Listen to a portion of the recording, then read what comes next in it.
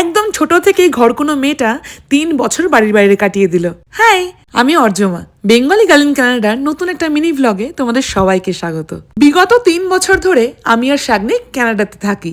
যারা আমার ভ্লগ দেখো তারা ইতিমধ্যেই সেটা জানো, তবে যারা আমার আগের জীবনটা চেনো তারা কিছুতেই মেলাতে পারবে না। অদ্ভুতভাবেই কোনোদিন বাড়ি ছেড়ে থাকার কথা কল্পনাতেও ভাবতে পারিনি। স্কুল, কলেজ, অফিস সবকিছুই ছিল আমার এই দমদমের বাড়িটা থেকে। যেদিন বিয়ের পর প্রথম বাড়িটা ছেড়ে চলে যাব ডানকুনিতে, সেদিন জানেন তো হাপুস নয়নে কাঁদছিলাম আমি। সবাই বলছিল এই মেয়েটা বাড়ি ছেড়ে থাকবে কি করে বলতো।